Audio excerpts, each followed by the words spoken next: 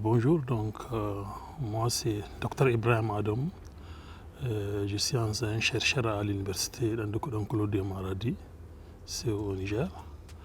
Donc là, je suis actuellement en visite des recherches entre l'ERIA, Sopia Antipolis. Alors donc là, mon cursus, si je peux dire, donc, universitaire a commencé à l'université Abd Moumoun de Niamey. Là où j'ai eu de la première année jusqu'au DEA, donc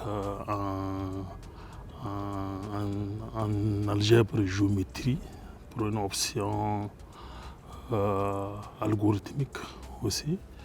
Et après ça, donc là je me suis pratiquement allé en Espagne pour ma thèse, où j'ai fait ma thèse de doctorat avec professeur Laureano González Vega et professeur Mario Pioravanti.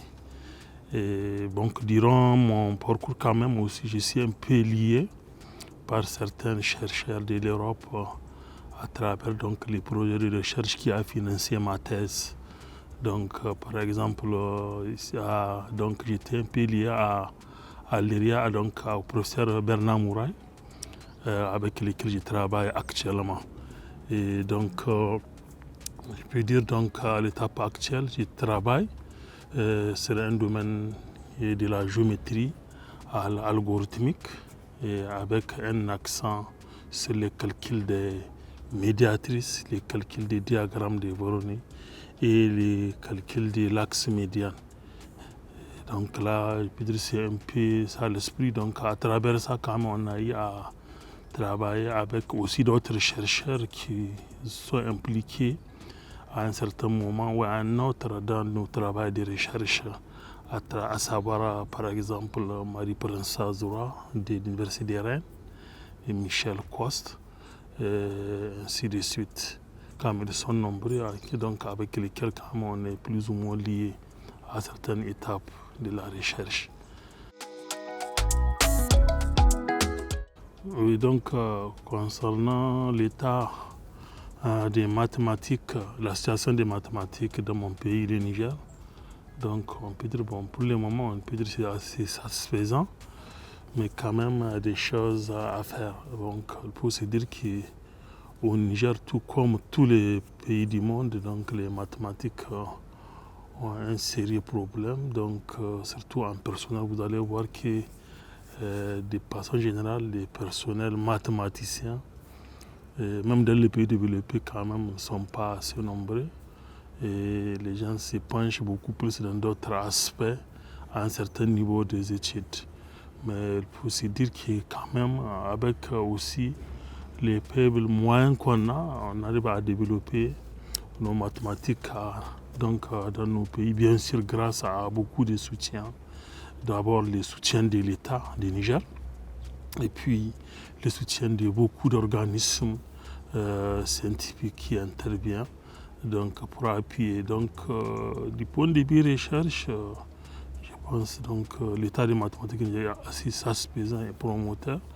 Et les choses évoluent bien comme ça se doit, surtout ces dernières années. Surtout avec l'abonnement de certains masters qu'on a eu, puisqu'il faut se rendre compte qu'il faut savoir que auparavant on n'avait pas un master, du coup l'aspect recherche est un peu plus ou moins lié.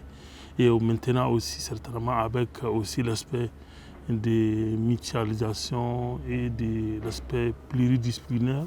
Donc on arrive aussi à collaborer avec d'autres chercheurs qui ne sont pas forcément mathématiciens. Et du coup ça donne quand même un grand, comment dire, un grand développement pour les mathématiques. Alors du point de vue recherche, du point de vue donc enseignement mathématique, bon, encore là aussi, les choses ne sont pas comme ça se doit, parce que on a, à l'étape actuelle, on a un problème tant en nombre et en nombre donc et en qualité. Qui fait quand même un petit souci. Donc, mais quand même, l'État du Niger peut de sommer pour pouvoir voir comment, dans quelle mesure, former des enseignants en quantité et en qualité.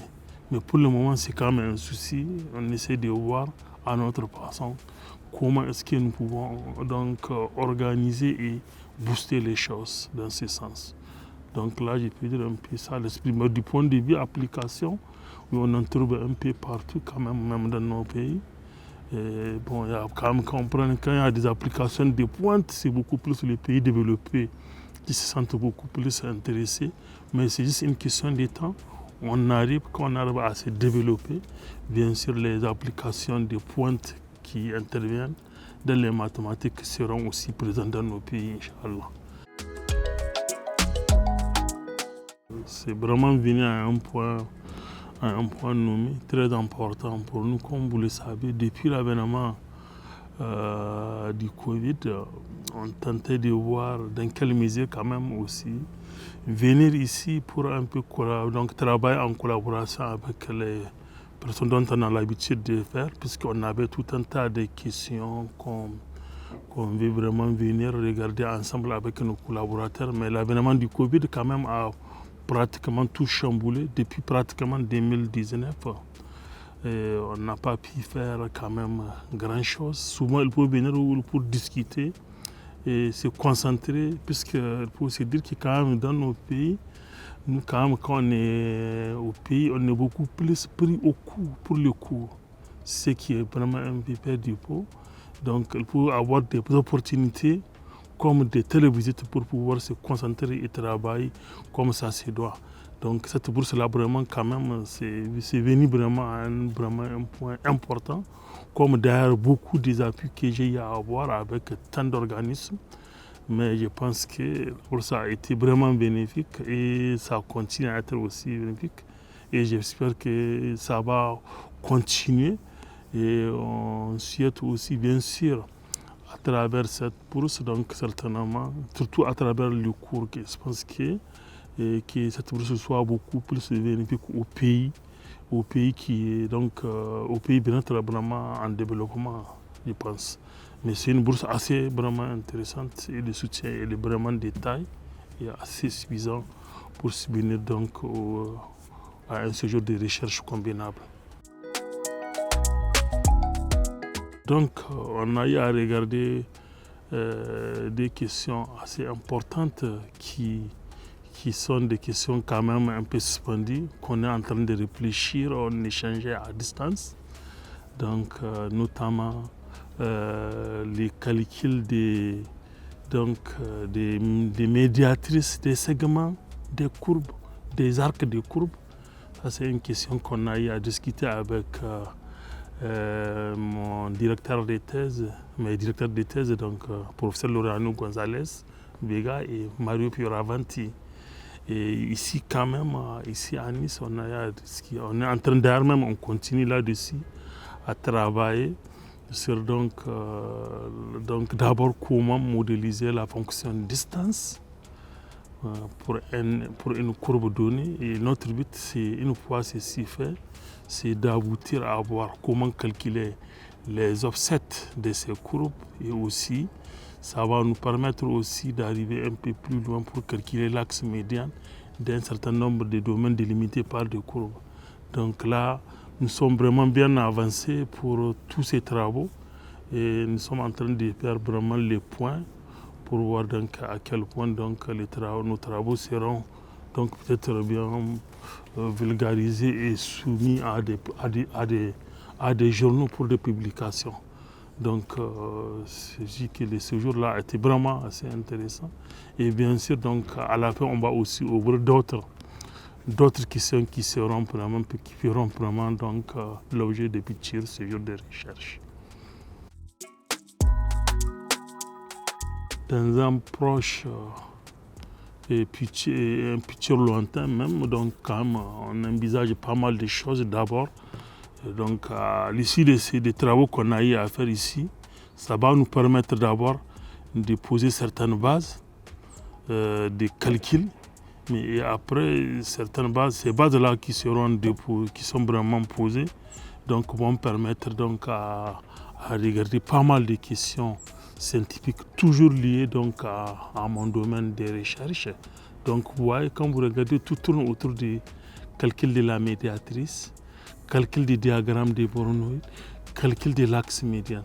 Donc ce qu'on a actuellement, par exemple, ce que nous sommes en train de développer pour le calcul de la médiatrice et des segments de courbe, une fois cette question est résolue vraiment de façon exacte, après ça va nous permettre de calculer l'axe médian d'un domaine compact donné.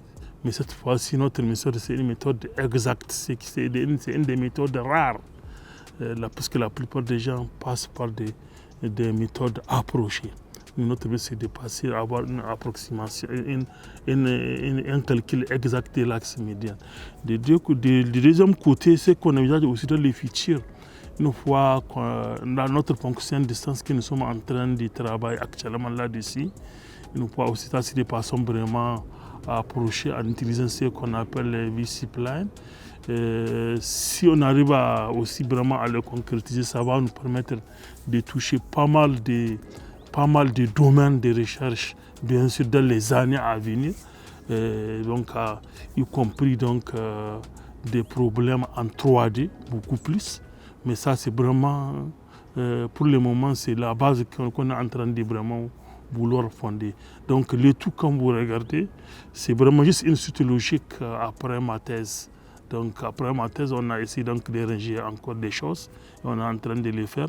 Maintenant, on est en train de vraiment poser des nouvelles bases qui vont s'ouvrir un peu plus tard, jusqu'à même penser à des encadrements de certains étudiants en master et en thèse, peut-être pourquoi pas en collaboration avec les collaborateurs donc, européens. Donc c'est vraiment ce qu'on projette un peu dans les futurs, bien sûr. Et donc on est toujours quand même avec les SEMPA à travers des écoles de recherche qui sont un peu partout dans le monde. Mais quand même l'avènement du Covid a un peu stoppé les choses, mais y compris à maintenant. Une situation, comme on a une certaine maîtrise des choses, les choses vont se relancer comme ça se doit. Et tout comme aussi d'autres organismes. Donc je vous remercie.